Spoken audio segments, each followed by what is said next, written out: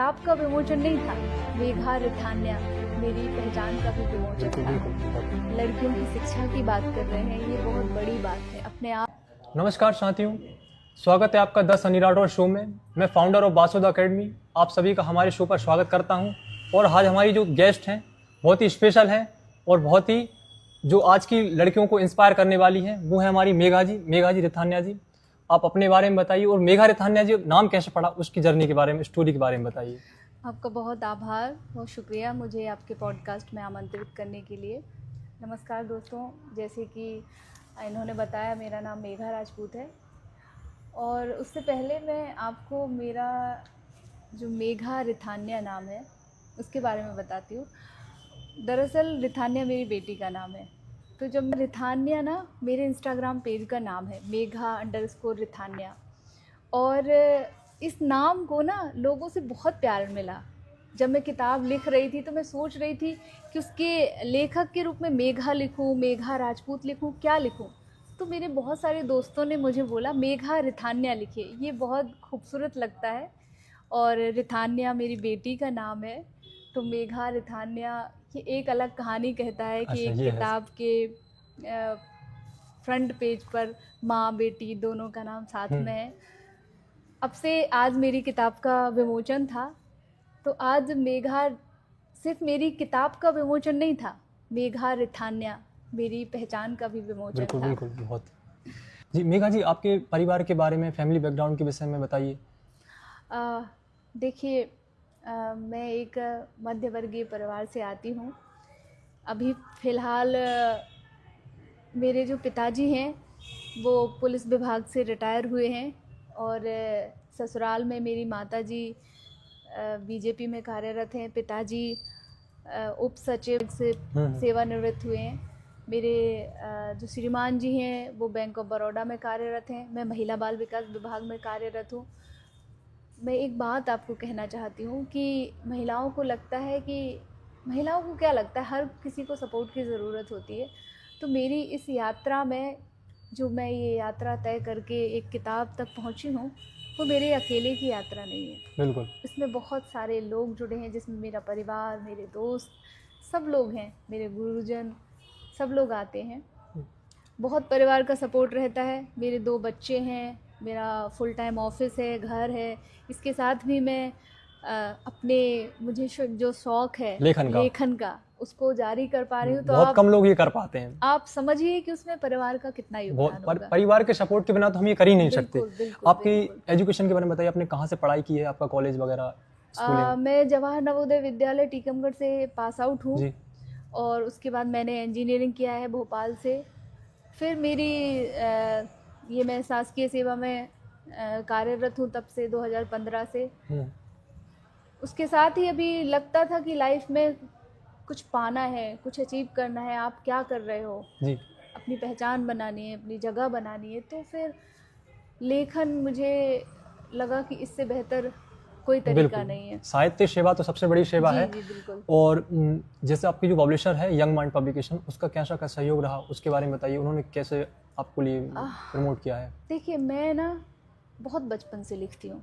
मुझे लिखना अपने पिताजी से मिला है। उनको दैनिक डायरियाँ और खत वगैरह लिखने का शौक़ था। वो लिखते थे तो शायद मुझे विरासत में ही मिला है, वहाँ से मुझे लिखने का शौक़ आया। फिर उसके बाद बीच में मैंने लिखा, फिर छोड़ा, फिर लिखा, फिर छोड़ा, जैसे वक्त ने अनुमति दी, जैसे समय मिला। फिर अभी करीब 10 महीने पहले मैंने भोपाल में देखा कि लोग बाग ओपन माइक्स में जाते हैं, परफॉर्म करते हैं, अपनी कविताएं सुनाते हैं। तो मेरी एक मित्र हैं अंजलि, बहुत अच्छी दोस्त हैं। उन्होंने मुझे प्रेरित किया कि तुम ना ये कविताएं लिखती हो तो इनको सुनाया करो। आज रील्स का ज़माना है, लोग पता नहीं क्या क्या रील्स बनाते, तो मैं अपनी कविताओं को वॉइस ओवर करके रील्स। प्रेरणा दी उन्होंने आपको? जी बिल्कुल, उन्होंने प्रेरणा दी। मतलब जो मैं काम छोड़ चुकी थी उसको आगे बढ़ाने का काम किया उन्होंने। मैं लिखती थी, साल में 5-6 कविताएं लिख दी, जैसा मौका हुआ, मन हुआ वैसे लिख दी। तो उन्होंने जो प्रेरणा दी, तो मैं माइक्स वगैरह में गई। तो मेरी यंग माइंड पब्लिकेशन के जो सचिन जी हैं, उनसे मुलाकात एक माइक के दौरान ही हुई थी। तो ऐसे मजाक में मैंने उनको बोला कि मुझे भी अपनी किताब पब्लिश करानी है। तो फिर उन्होंने प्रेरित किया कि आप बिल्कुल कराइए। फिर जब हमने घर में चर्चा की, हमारे श्रीमान जी का बहुत योगदान है, उन्होंने बहुत अप्रिसिएट किया कि हाँ ठीक है, इतनी सारी कविताएं हैं तो हमें कराना चाहिए। तो वो बस चीज़ें होती गई। मैंने बिल्कुल। देखा, अपनी पुरानी कविताओं को इकट्ठा किया। कुछ मैंने स्कूल के टाइम में लिखी थी जब मैं 17-18 साल की थी, कुछ कॉलेज में लिखी थी, कुछ शादी के पहले, कुछ शादी के बाद।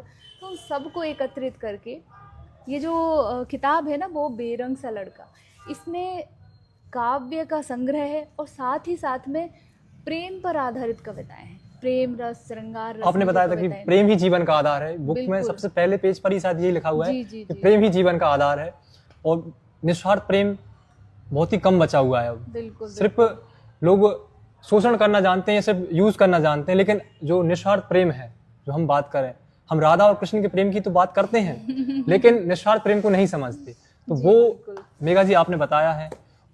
और मेघा जी आप बताइए कि जैसे आपकी आज बुक है, जैसे कि हम देख पा रहे हैं कि वो बेरंग सा लड़का, इसमें आपने क्या, किस, इसका शीर्षक किस से लिया है आपने, और इसके अलावा आप अपनी जर्नी के बारे में बताइए कि आपने लिखना कहाँ से शुरू किया, आपकी प्रेरणा का स्रोत क्या है? जी, वो बेरंग सा लड़का मेरी एक कविता का शीर्षक है, और जो किताब है वो एक काव्य संग्रह है। उसमें बहुत सारी कविताएं हैं, उन्हीं में से एक कविता वो बेरंग सा लड़का, उसका ये शीर्षक है। मैं जब भी कहीं पर भी ये कविता पढ़ती हूँ ना, तो लोगों को बहुत पसंद आती है। जैसे जी। मेरा नाम मेघा रिथान्या लोगों से ही मुझ तक पहुँचा है, ऐसे ही मेरी पहली किताब का जो टाइटल है वो भी लोगों से ही मुझ तक पहुँचा है। आप अगर इजाज़त दें तो मैं इस कविता की चार लाने बिल्कुल, सुनाना स्वागत है आपका, चाहूँगी। बिल्कुल बताइए। वो बेरंग सा लड़का और मैं रंगों की शहजादी, वो थोड़ा कम सा बोलता और मैं बातों की आदी। बहुत बढ़िया। वो दाल बाटी चूरमा का शौकीन और मैं चावल हूँ खाती। वो मुस्काता धीमे सा और मैं खिलखिलाकर हंसते जाती। वो बेरंग सा लड़का और मैं रंगों की शहजादी। आप आगे सुनेंगे तो आपको बहुत अच्छा लगेगा। और मेरी जो लेखन शैली है ना, उसमें बहुत सारी भावनाएं होती है। वैसे सारे लेखक जो कवि होते हैं वो भावनाओं के साथ ही लिखते हैं, तो मैं छोटी छोटी चीज़ों को लिखती हूँ जो आपके दैनिक जीवन में होता है, उनको लेकर। मेरी ज़्यादातर कविताएं उस किताब में जब आप देखेंगे तो वो उन्हें आप पढ़ेंगे ना, तो आपको रोज़मर्रा की ज़िंदगी में प्यार क्या होता है, आपके रिश्तों में प्यार क्या होता है, जी। वो समझ आएगा। उसमें प्यार के बहुत सारे रंग हैं। तो आप पढ़िए, अपने दर्शकों को बोलिए कि बिल्कुल पढ़ें। जी, मैं बिल्कुल सजेस्ट करूंगा कि आप वो बेरंग सा लड़का बाय रिथान्या, बाय मेघा रिथान्या जी की ओर की जो बुक है, जो आज विमोचित हुई है भोपाल में दुष्यंत कुमार भवन पांडुलिपि संग्रहालय में, तो आप इस बुक को जरूर परचेज करें। ये बुक आपको जल्द ही अमेजोन और फ्लिपकार्ट जैसे जी। स्टोर्स पर भी उपलब्ध हो जाएगी, और आप ऑफलाइन सेंटर पर भी ये बुक बहुत जल्दी भोपाल के तो आ ही जाएगी, और ऑल ओवर इंडिया में बिकनी है।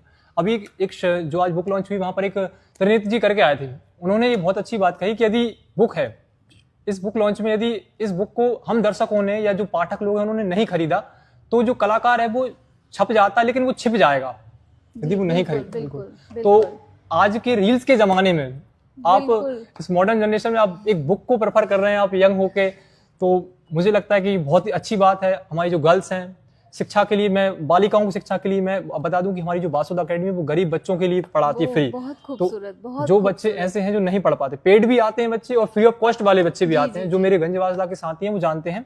हर वीक में क्लासेस लगती हैं कंपटीशन वालों के लिए भी, और बासुदा अकेडमी में, और स्कूलिंग वाले बच्चों के लिए जो गरीब बच्चे हैं। आप इस उम्र में लड़कियों की शिक्षा की बात कर रहे हैं, ये बहुत बड़ी बात है, अपने आप में बहुत बड़ी बात है। क्योंकि वो जो हम बहुत टाइम से सुनते आ रहे हैं ना कि एक लड़की जब शिक्षित होती है ना, तो सिर्फ एक इंसान शिक्षित, परिवार शिक्षित होता है, समाज शिक्षित होता है। तो ये सिर्फ कही बात नहीं है। आप सच में यदि घर की महिला, घर की बच्चियां शिक्षित हैं, तो उस घर का माहौल अलग होता है। तो शिक्षा ज़रूरी है, पर महिलाओं के लिए, बच्चियों के लिए बहुत ज़्यादा ज़रूरी है। बिल्कुल, तो इसका श्रेय मैं मेरे गुरुदेव को दूंगा कि मेरे गुरुदेव ने मुझे इतने अच्छे संस्कार दिए हैं, उनका मुझे सानिध्य प्राप्त हुआ है कि गुरुदेव की कृपा। गुरुदेव एक बहुत अच्छी बात बोलते हैं कि मानव होकर यदि मानव की दया नहीं करी तो फिर मानव किस काम के। जी। मेरे परम पूज्य गुरुदेव हैं, श्रीधाम बासुदा दरबार के महंत हैं, सर्वेश्वर हैं। उनकी कृपा से ही मैं आज ये सब कुछ कर पा रहा हूँ, उनकी कृपा से ही मेरी शिक्षा दीक्षा हुई है। तो उन्होंने ही मुझे ये संस्कार दिए कि मैं बच्चों के लिए कुछ अच्छा करूं, समाज के लिए अच्छा करूं, जो दीनहीन असहाय लोग हैं उनकी सेवा करूं, और आगे मैं यही करना चाह रहा हूं। बिल्कुल। मेरे कुछ प्रश्न हैं जो हमारे दर्शकों की ओर से आए हैं, गंज वासुदा की ओर से। जी जी बिल्कुल, तो मैं कुछ पूछिए। पूछना चाहता हूं कि आज के जो अपकमिंग जो साहित्यकार आ रहे हैं, हम्म। तो जो बनना चाहते हैं, लेखन के क्षेत्र में हो, पोएट हो, तो उनके लिए आप क्या टिप्स देना चाहेंगे, वो किस प्रकार से अपनी जर्नी को शुरू करें? बिल्कुल।